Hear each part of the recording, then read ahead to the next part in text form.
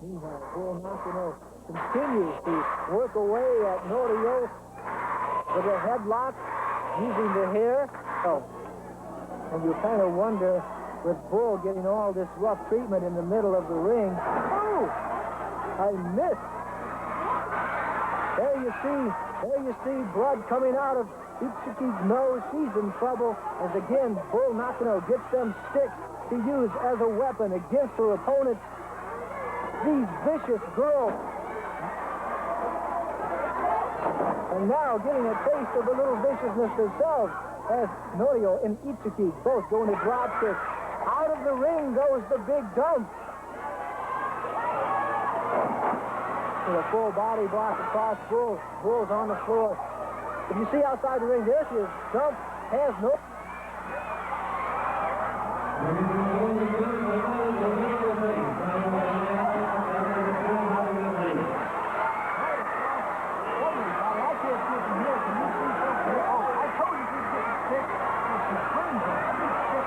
Across the head of Norio, and now presses it into Norio's temple. Again, Norio in trouble. She's bleeding as Itsuki is being betrayed by the... Well, there you go. The ladies in action. It was rather torrid, was it not? And speaking of torrid ladies, we're going to take a look at POW. Incidentally, that was an organization that was formed only in 1987, and it has met with a great deal of success. At any rate, from the POW files, if you will, today, we have chosen some action that goes back to December of 1987 between Luna and Hot Rod Annie against the combination of the blonde Bombshells. And believe me, fasten your seat belts. There is excitement in this one. Powerful women of wrestling. Power, baby. Remember the name.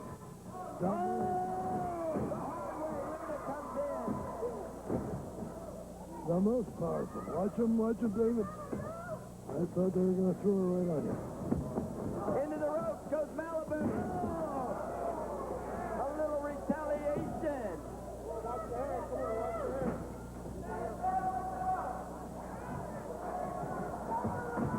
Tag team belts on the line. Oh. Sunset flip. Malibu misses a sunset flip. I thought the Blonde could have had a victory there with that sunset flip. She just wasn't able to hook the leg. Well, I think Malibu is too smart for it now. They did that to her about 6 months ago. She hasn't gotten over it. Oh. I think your blonde All-Americans are going to go in for a loss. They're taking a pounding, that's for sure, but I tell you, I thought they had the victory there with the sunset flip. This girl's going to hard her head for it.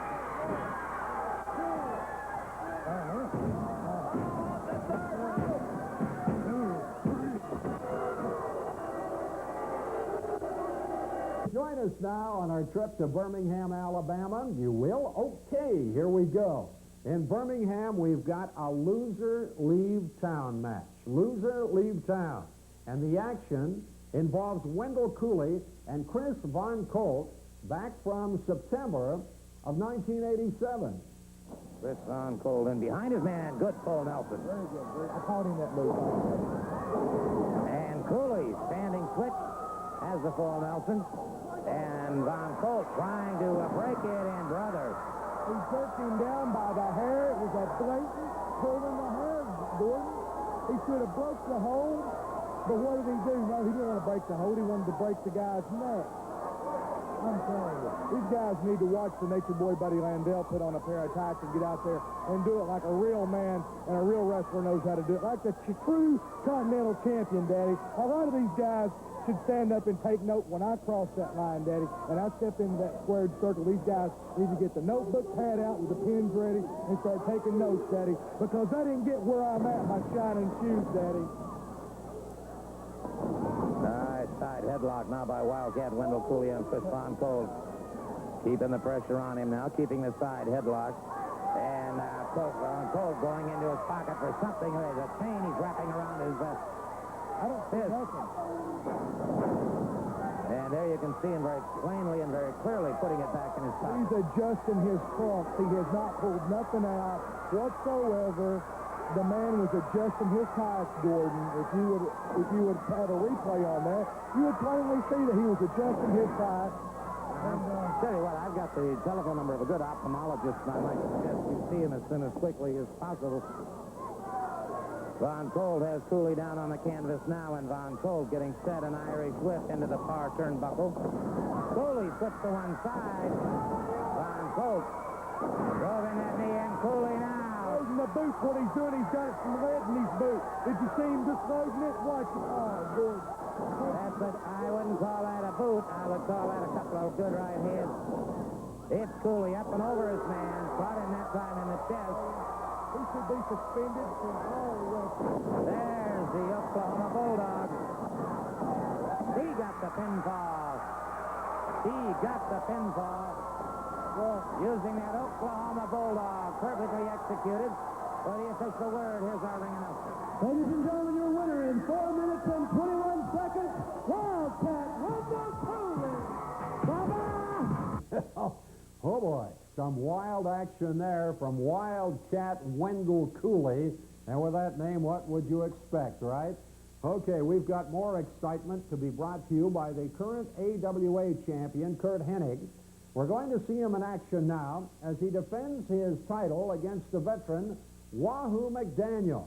We saw this originally in October of 1987. Had better have your traveling shoes on today, because now we head off for Portland, one of our many ports of call. In Portland, there's always great action. We go back to August of 1987. Mean Mike Miller, who had just become a fan favorite, much to his surprise, took on the Super Ninja and Rip Oliver. And a chair got involved in this one. Elbow, that just about took Ninja's head off. Anytime he can watch this super kick, he's going to bust his head wide open. All right, now, Mike Miller's doing a pretty good job on the Ninja. And he just clotheslined him coming off the rope. And at this point, Rip Oliver is leaving the crow's nest. Rip Oliver's leaving the crow's nest. Somebody should get a warning out there to Mike Miller. Oliver grabbed a chair. He's dropped his money. He's got a metal folding chair. He's coming up behind Mike Miller. And he smashes that chair against the back of Mike Miller. And now he attacks the referee, Sandy Barr. And now they're going to double up. Oh, no! Rip Oliver hit the Super Ninja. Boy, things kind of backfired on Oliver.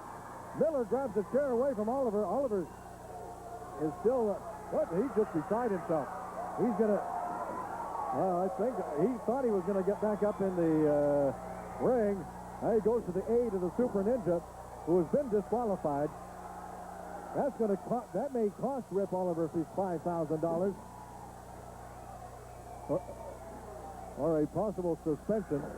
Who does have the money? Oliver got in the ring with the money, and who's got the money? Well, Mike Miller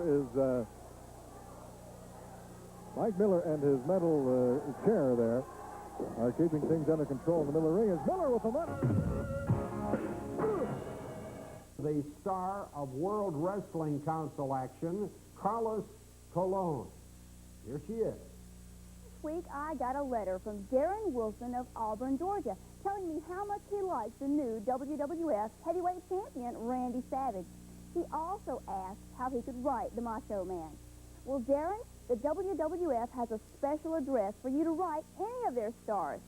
Just send your letter to WWF at Post Office Box 3857, Stamford, Connecticut, 06905. The people there will make sure your letters get to the right person.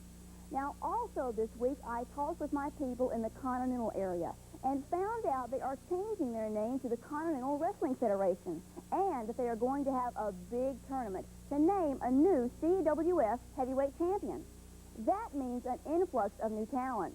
In fact, I hear that some of the top names in the wrestling world are headed to the CWF, including some big surprises, but more on that next week. Right now, I want to show you an interview I did with Carlos Colon. In just a minute, you'll see the final match of the Gillette Cup tournament in Puerto Rico. I recently spoke with Carlos about wrestling in the Caribbean and his motivation for being there. Well, Bonnie, first of all, I'd like to thank you for giving me an opportunity to say hello to all the fans in the mainland. Well, it feels great because, you know, these people are the greatest fans in the world. The Puerto Rican fans, I feel, that are the greatest fans in the world. They stand behind you, you know, every time they see me on the street, they come up to me and they say, Carlos, how do you feel, you know? And it's just a great feeling. You know, they are really behind you here tonight. How do you feel about that? I feel great, and I don't want to let them down. I know I got a big match tonight. I'm facing the Universal Champion, Hercules Ayala. He's a great wrestler. He's a great champion. But I feel having the people behind me, there's no way I can let them down. Now, this is not your first time in facing Hercules, I understand. This is about the fourth time, and I had a lot of problems with him. But with this type of match tonight, you know, no disqualification, no time limit, I feel that I got the edge tonight. As you can see, people everywhere have good reason to be proud of wrestlers like Carlos Colon.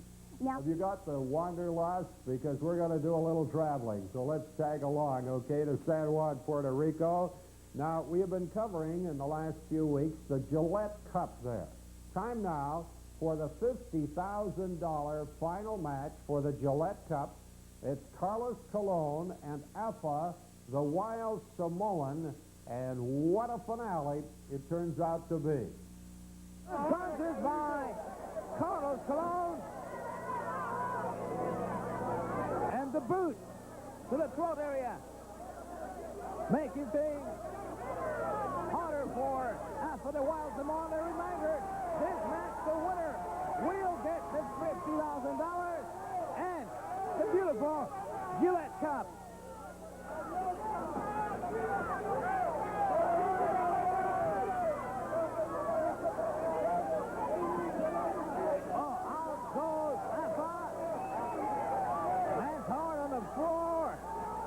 Here comes Chicken Star. Carlos not wasting any time. He goes after Alpha. Chiqui's right next to him. Wow! Both hands were hit and rammed together by Carlos Colon. He's not taking any chances. He wants to attack Chiqui before he attacks him. Alpha the Wild Samoan finding out what it is to deal with Carlos Colon, the top Puerto Rican wrestler who has been champion of the world and universal champion in 3 different occasions. Both men are down.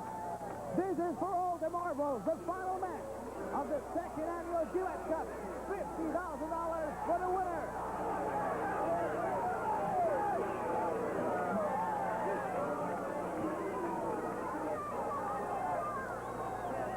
Over 18,000 fans at the stadium. Uh-oh, look out. Alpha the Wild Samoan has some kind of an object. But Carlos kicked him very low. Takes the object away from Alpha. And he got him hard.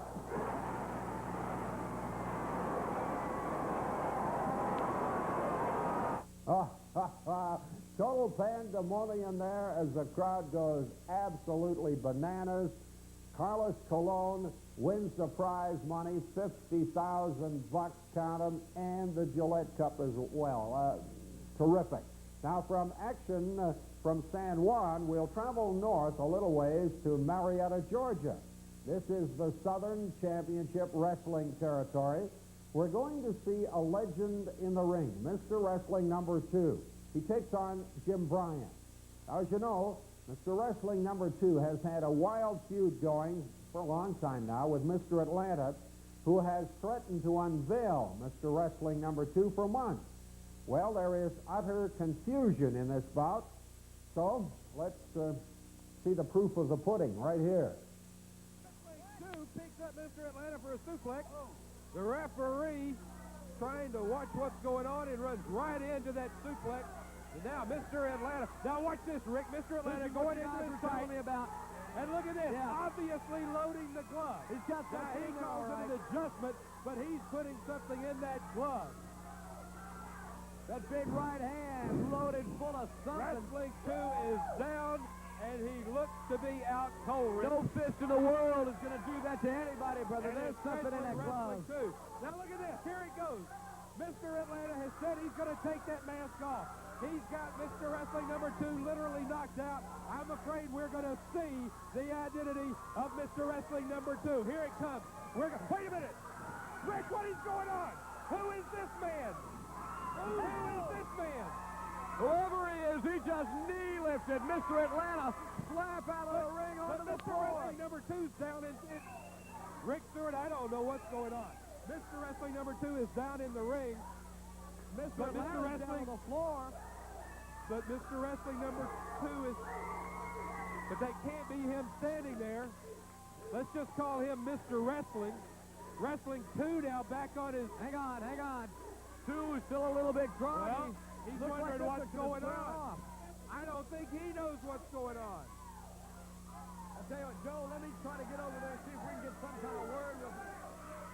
Well, Rick, Rhubarb, I've never seen anything like this.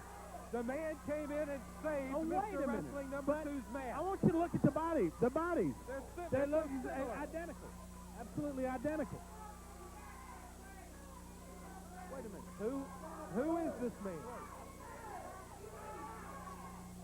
All right, let's go to Rick Stewart. He's going to try and talk with Mr. Wrestling number 2 and whoever. I know you want to take a chance to catch your breath. Well, I saw it. I thought that mask was coming off, and then this man comes from the back of the dressing room. Sue, he saved your mask from coming off.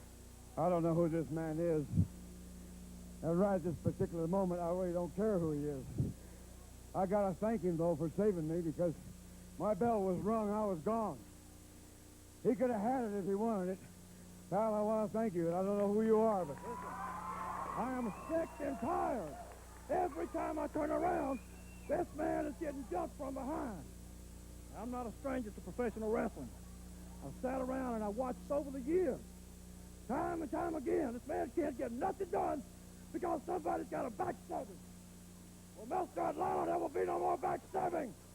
Wherever this man goes, I'm going to be there. You better mark it down in your book, brother. Sue, it looks like you may have found yourself a partner, bro. Well, I tell you what, if he stands as tall as he talks, it'll be my pleasure. Believe me. Fans, I think we may have just seen a formation of a new team. I got one thing else I want to say. There's a big tag team tournament coming up. And if you want a partner, somebody who's going to stand behind you. Watch your back. I'm asking right now. Take me as your partner. That's a tall question. But after what you've done here tonight, it'd be very hard to refuse it. I accept, my buddy.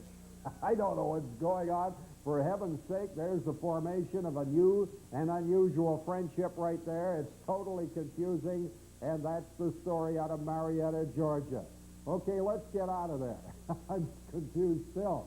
I want to go on up to, let me see, to the doctor's office in Calgary, Alberta, Canada, the Olympic city. Dr. Brian Plowman. You know, bodybuilding competition is upon us right now. It's the season for it, and we're going to see a male and a female freestyle event. Thanks, Ed. Today we have a really exciting freestyle posing. Last week we looked at compulsory. Today we're going to do freestyle. Roberta, will you tell me a bit about freestyle? Freestyling is the second round of a bodybuilding contest after the judges have compared the physiques as far as muscularity, definition, shape, symmetry.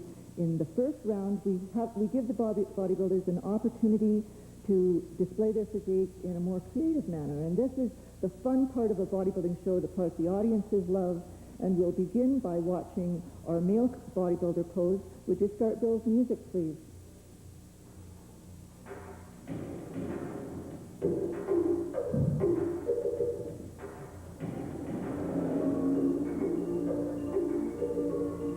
A bodybuilder has the opportunity to choose whichever poses he feels best suit his physique and flatters the contours of his face.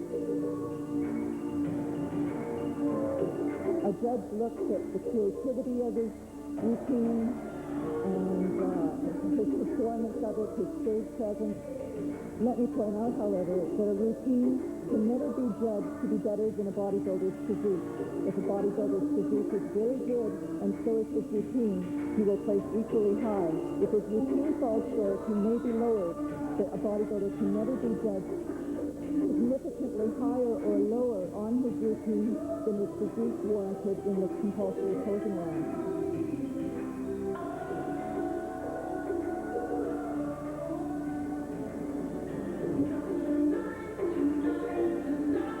Bodybuilders strive to make their routines as flowing as possible, flowing from one pose into the next pose with as little awkwardness or stumbling as possible, and they try to make each pose suit the music that is being played.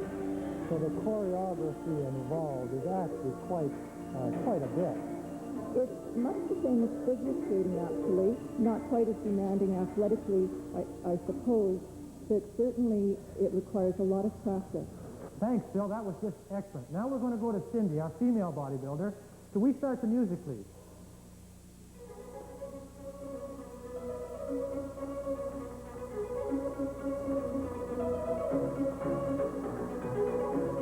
The competitor also has the choice of whether they want their music to start while they're on stage or off stage.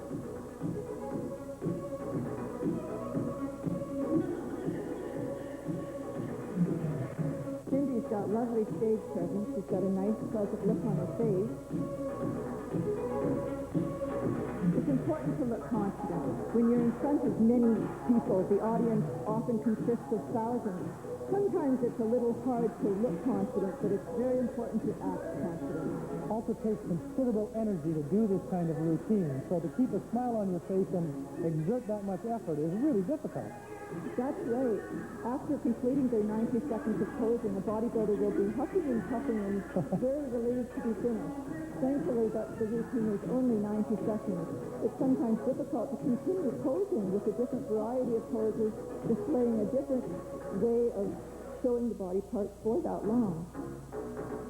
As you may notice with this routine, females have a little bit more freedom than the male competitors in being artistic with their routines. A lot of the moves that females do might be deemed too feminine for a masculine physique.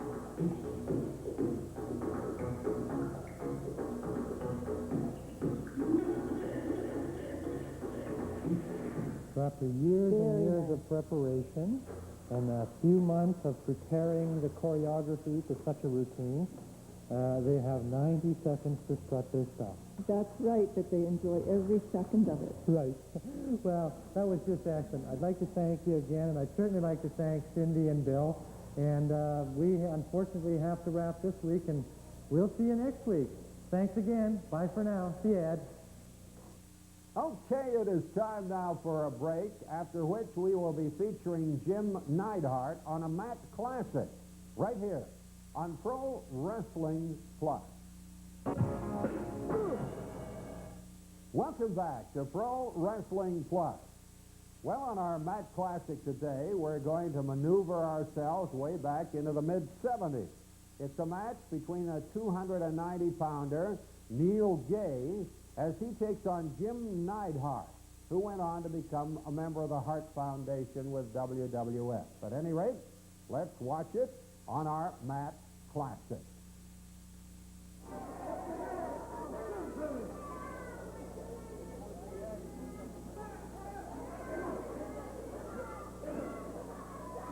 Oh, there's a solid right. He comes in with another one.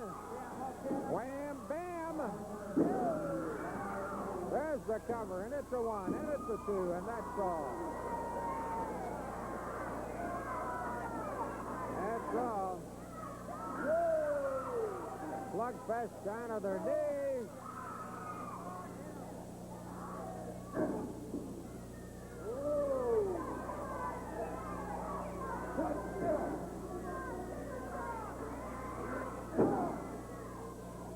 Body slam that French kick.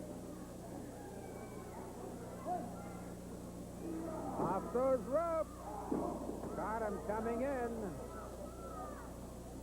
Neil Gay and Jim Neidhart. Right now, Neil pitching and Neidhart catching. He's going to drive him. No, he dropped the shoulder on the knee and cover. 1, 2, just 2. 1, 2, just 2. He's using the trunks for a little bit of leverage.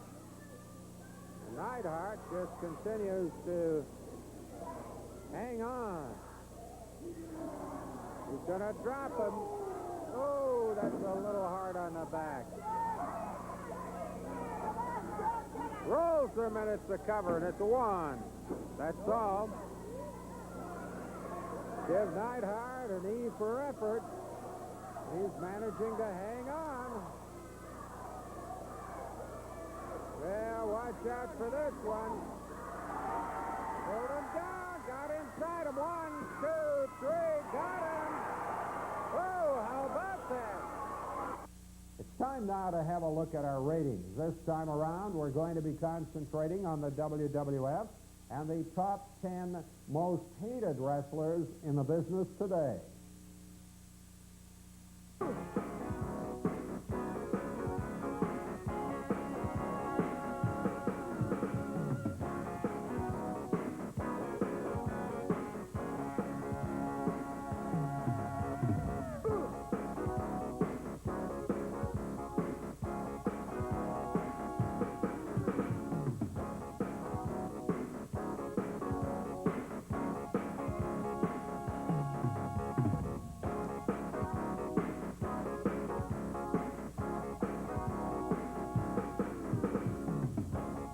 We are off now to Memphis, Tennessee, as we hopscotch throughout North America. This time we're going to be in the Central Wrestling area, and we're going to have an interview with the Bruise Brothers. Brother Ernst comes along to talk about his organization, Wrestling USA. The last time that we talked to you or had you out here with the folks, Brother Ernest and his boys, Max Payne and Gorgeous Gary Young, were saying they're not going to give you a rematch unless you come up with some of that hard money. They were looking for some cash in there, Ron. Yep, they sure were, and I think we answered that. You got a video here if we can show that. Oh, okay, fine. We've got a videotape that may have some bearing on this. Let's take a look at it right now if we've got it up, okay? Thank you, Lance, very much.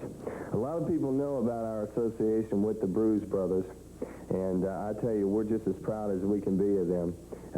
We have been watching their videotapes on the buses when we've been on the road, and a lot of times I'll sneak out and drive to the match myself and watch them wrestle and never tell anybody. And we're just excited. We went crazy when they won the belts. We were so excited about it. We were pretty disappointed in them losing the belts, and we were very disappointed in the way they lost the belts. And now Brother Ernest says that the boys have got to put something up for the belts. Well, everybody knows they haven't been wrestling a long time. They don't have a lot of money. And I remember back, there was a fella by the name of Kenny Rogers about 3 years ago who helped me out in my career. And I think that you should pass things along. One of the hardest things that we've worked for in our career is getting to the point where you get a gold album. Well, I feel confident enough in Ron and Don that they're going to win the belts back, and I'm willing up to put anything up for the belts. And this baby right here is the hardest thing I ever had to work for. Brother Ernest, this is a gold album, dude, and this is one thing that as an entertainer or a recording artist, that the most coveted award that you can get. And I'm putting this thing up in confidence that Ron and Don Bruise are going to be the next Mid-South heavyweight champs. And I'm putting up the gold. And everything that you've got, your belts and your boys, whatever they've got, bring it on. Because we've got confidence. They won the belts once. They lost them to you and your boys, but that time is over. The gold right here. Okay, let me first say that is Mark Miller of the incredible group Sawyer Brown. And let me second say, you got a real friend there in Mark. Yeah, we sure do. What are you doing out here, Brother Ernest? Bring all the gold records on, because at Wrestling USA, we're going to pave the streets with gold records. That's how many we'll take. That's how many records we'll take from you and your Sawyer Brown or Buster Brown. What about the dog Tag? Y'all going to put him up, too? Yeah, hey, listen, these guys are out here. What? They've met a stipulation They came up with something in order to... What do you think we're going to do, melt it down and make a nugget? A valuable gold record, much more valuable than anything that you've got to offer there. Here's something that they, Sawyer Brown worked hard all their career, and they're willing to back two friends right here and put that thing up in order to get a match. You got a violin back there where I can play it? We don't need We'll any of pave that kind the of... street with gold records. Well... By the way, don't forget we can get that condominium. Okay, Brother Ernest. Enough of the talking. We're going to get into action now. The Bruise Brothers in the ring as they take on the Blue Knight and Keith Eric. Okay, bell time, and they're starting out against the most experienced man of the four, Keith Eric, who has been around and has wrestled the biggest that have been through here. No doubt about that, Davey. He's wrestled them all. He's jumped a bunch of them from behind, too, in his wrestling career already. Ron and Don Bruce, they've come a long way in a short period of time. Got to tell you, they're looking mighty good recently. I don't know any sport in the world that they don't hang with the old axiom that there is no substitute for natural athletic ability, and I think that's what we've seen with these two young guys. That's a mighty good point. Blue Knight in there right now. He was choking. Referee was right there, got that stopped.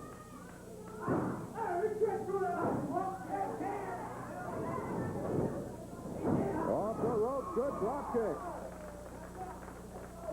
There's some of that athletic ability. High in the air. Nice tight snap suplex. And there's a tag on Don. Check it. Let's make that Ron. Yeah, that was Ron who just came in. And over the top on a double backdrop goes the Blue Knight. Big standing drop kick. Boy, he popped it right up. And that's not easy for guys that go as tall as these fellas are. They're about 6'6". And a cover on the night. But Keith Eric is in. Put the back, but he hung with it. All right. Well, he sure did. I thought Keith Eric was going to get that stopped at about the 2 count when he planted a foot in his back, but he didn't. He hung in there, and the Blue Knight is counted. Time now for a commercial break. After that, we will be back with action from the NWA and your letters on Fan Forum right here on Pro Wrestling Plus. Welcome back to Pro Wrestling Plus. Well, we turn our attention now, as promised, to the NWA for an interview with Sting as he comments on the turncoat, Barry Windham. From commentary to action, we're going to go into the ring, and this time an unusual combination. The Sheep Herders from New Zealand, they take on the combination of the Lightning Express. And brother, what a match this turned out to be. Our next stop is Calgary, Alberta, where we see the great Owen Hart. What a spectacular wrestler that young man is. In action in a North American Heavyweight Championship match, putting his title on the line against Mucka Singh. Take a look. Fan Forum, where you participate in the show. Some of the letters we've chosen out of the mailbag this time around. I hope I can get to all of them. First letter is out of Regina, and it's absolutely delightful. I'm sure you will share that feeling when you hear it. Mr. Whalen, I hope you are well. Great show. Please, can you answer me one question? Don't wait too long. I'm 96 years old, so I want to be around to hear your reply. I love it. Why does a guy like Mucka Singh, who is a good wrestler, and oh, what a talker, have to be such a big ass when he wrestles? And please don't say ass on television. Please. I guess I just said it, didn't I? Take care. Pro Wrestling Plus fan, Louis Larson, out of Regina. What a lovely letter. And I'm getting back to you, I hope, in a hurry here, Louis. Why does Mucka Singh do that? I don't know. He used to be a pretty decent guy, and particularly when he was working in the Maritimes, I understand he became quite a hero. Believe it or not, as time has gone on with Mucka Singh, however, albeit he is a heel in the territory in which he works at the present time, I think he's becoming a little more popular with the fans as time goes on. Sort of the stomper idiom, if you know what I mean. A guy who really is sort of an anti-hero. A heel, but a little bit of hero in there. I think I get that kind of a feeling about the fan reaction to Maka Singh. Hopefully he's going to get away from his asininity, and I hope my reply to your letter is what you desire. Louis Larson, thank you for your participation. Lovely letter from Regina. I'm going to take excerpts out of this one from Anne-Marie Jodry of Queen's Company in Nova Scotia. Now, what have we got here? Hi, my name is Anne-Marie. I'm a very big wrestling fan. I watch wrestling every time it's on. My favorite wrestlers on TSN include Chris Benoit and Owen Hart. I think Benoit and Owen are very handsome. They have great bodies. I feel Wayne Hart was the best referee on TSN Wrestling. It's a shame he's going to stop, and I'm glad he's going to become a wrestler. I better bring you up to date on that, Anne-Marie. He decided, through a ruling of the IWA, that he had to make a choice. He could not be a guy who flip-flops between wrestling and refereeing, and that if he wrestled one more bout, his refereeing career was totally over. He elected to return to the refereeing business, and I hope that that satisfies you. Anne-Marie, you've included a letter to Chris Benoit. I'll hand it on to him. He's one of the most likable young men I know. Okay, I've got to get a briefer letter out of the pile here. This is from Timmy St. Jean, Campbell's Bay, Quebec. Dear Pro Wrestling, I love your show. I would like to see you have more midget wrestling. It seems to be rather difficult to obtain, I might add. And when is Owen Hart going to the WWF? I understand that's going to happen relatively soon. Try to show the wrestling match between Sting and Nature Boy Ric Flair if you can. Thank you, Mr. Cool Dude. That's me. For all the swell matches I get to watch every week, I appreciate the letter. Okay, to Timmy St. Jean, Campbell's Bay, Quebec. Hey, I haven't made a dent in the letterbox here. However, we'll try to do that next time. And in the meantime, I want to tell you we'll be back in just a moment to give you the address for Fan Forum. So get your pencils ready, your paper ready. We'll be right back after this break. Well, here we go. The address for Fan Forum. We love to have your participation in the show. Just give us a holler via mail to this address, Fan Forum, Box 807, Station J, Calgary, T2A, 1P0. Got that? Fan Forum, Box 807, Station J, Calgary, T2A, 1P0. Thank you for joining us on the show. It's been a pleasure to have you once again, to take you on a trip across the nation and around the world to find out what's happening within the squared circle in the sometimes wacky world of wrestling. Goodbye now from Pro Wrestling Plus.